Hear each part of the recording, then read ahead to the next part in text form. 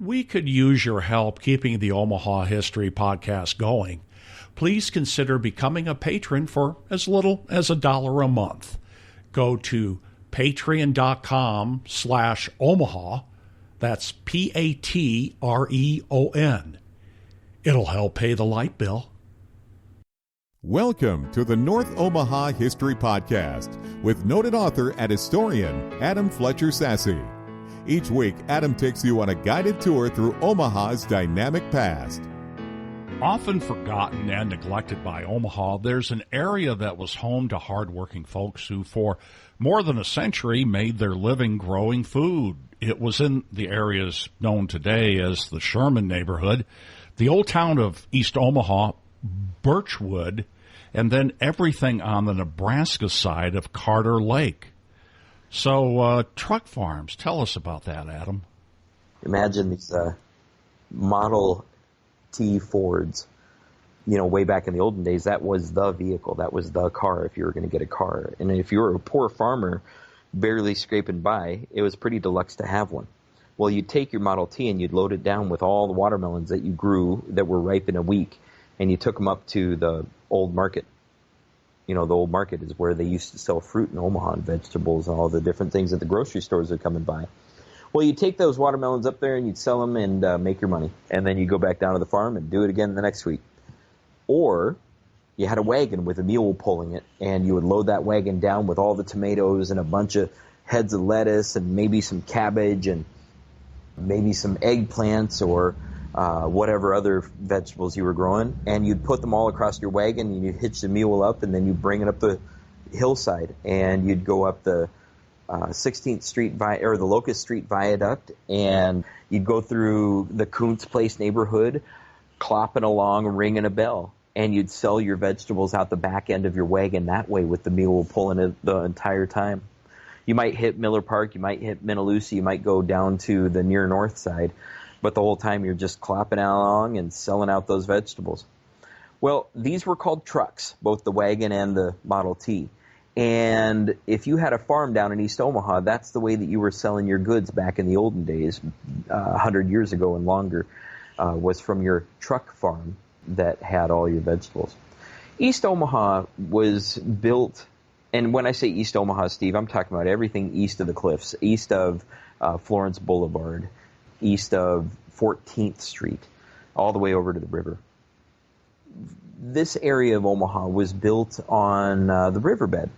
You know, the Missouri River whips around like a snake, still does it, has always done it for thousands and thousands of years.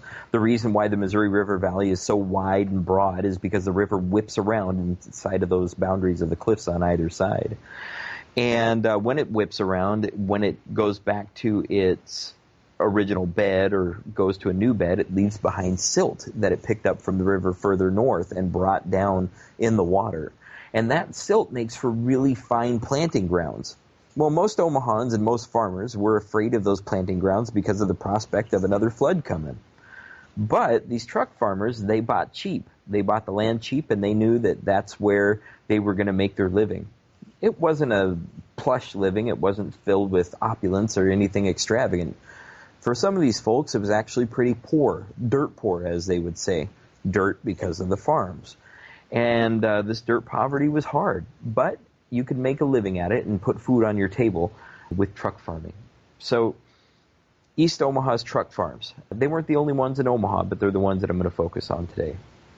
Imagine down in these truck farms, you have cows, pigs, chickens, goats, and all kinds of different animals there, in addition to your fruit tree or little orchard and maybe an acre or two or 10 or sometimes even 50 acres for production.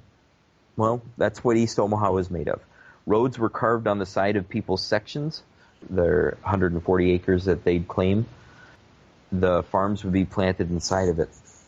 Eventually, those sections were broke up into smaller and smaller farms, and they were sold for cheaper and cheaper. And that's how East Omaha's truck farms grew.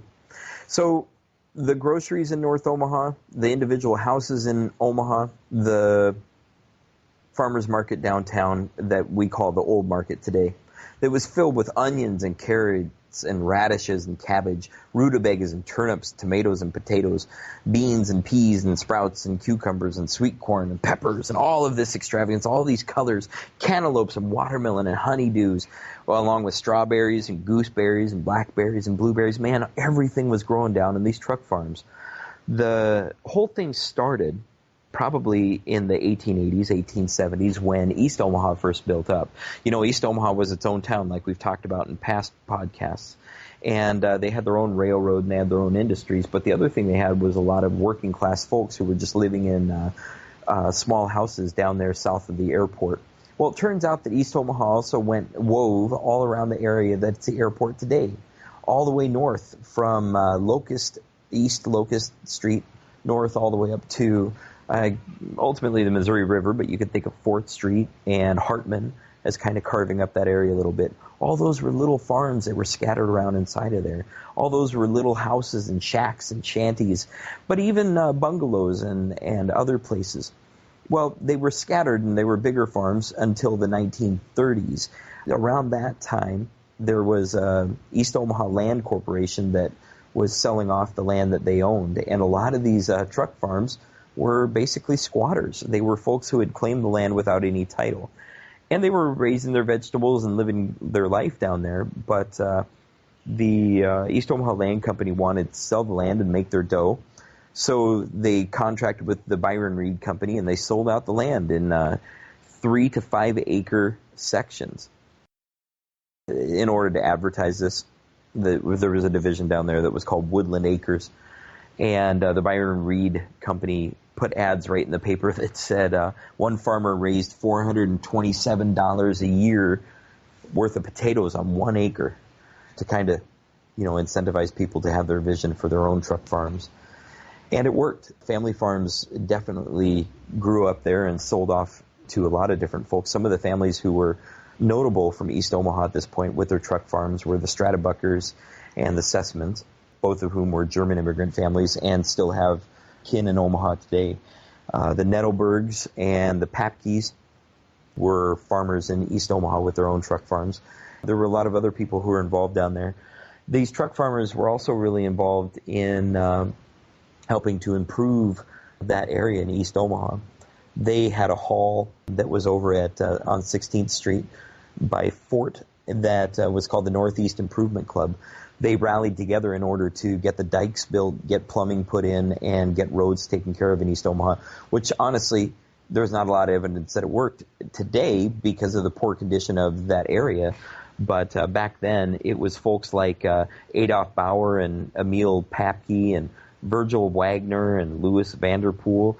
They were the ones who got East Omaha recognized as part of Omaha in the first place. It was out in the county for a long time and disregarded by the city. So they were successful somewhat back in the olden days. Well, by the 1960s, the truck farmers had to legitimize. They faced some hard times with the flooding that happened down around the airport, and lots of the farms were wiped out. Folks ended up moving into North Omaha and beyond. And one of the last truck farmers was David Harpster. Harpster had greenhouses over on 16th, right by the Sorensen Parkway, today the Stords Expressway. Harpster was there when I was a kid. My family lived in the Garden Court trailer court that was right there on 16th, and I used to go next door to play with his daughter in their greenhouses and had a really great time. And honestly, Steve, I can still remember the smell of the fertilizer that they used in the plants. Lots of flowers, but also lots of vegetable starts and different things down there. That greenhouse is gone today. The trailer courts live on, but there's really very little sign of the truck farms that were in East Omaha. If a person drove down 4th Street today, though, and a couple other streets back by Sherman School and in the Sherman neighborhood, they would actually see some remnants. There are still farms that are down there and still farmers who are trying to make it. So take a look and really see what all that meant back then. I would be remiss, though, not to mention the story of one specific truck farmer who was down in East Omaha. This guy's name was Carl Mittenholtz. Carl was born in 1915. His family truck farm was at 16th and Ida. His dad started the place up. Well, he became notorious for refusing to pay the police department in order to get the wild dogs that were down there destroying his crops.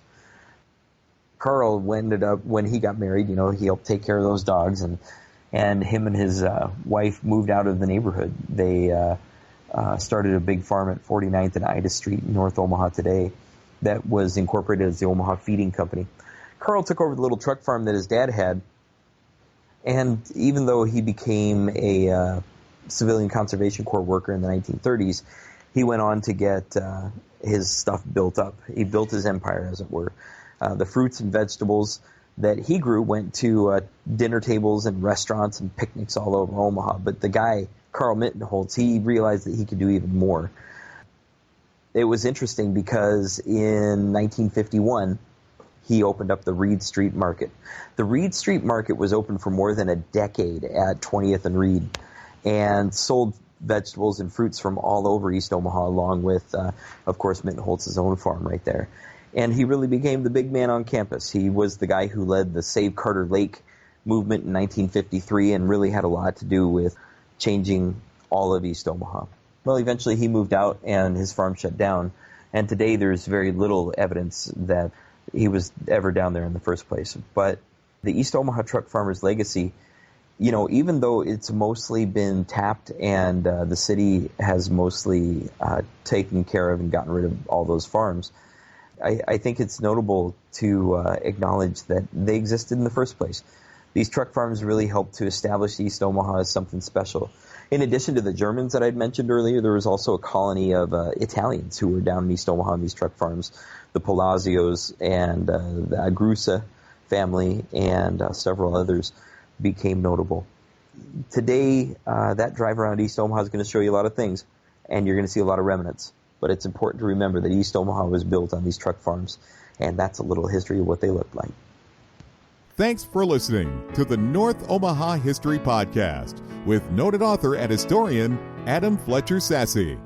Join us next week as Adam takes you on another guided tour through Omaha's dynamic past.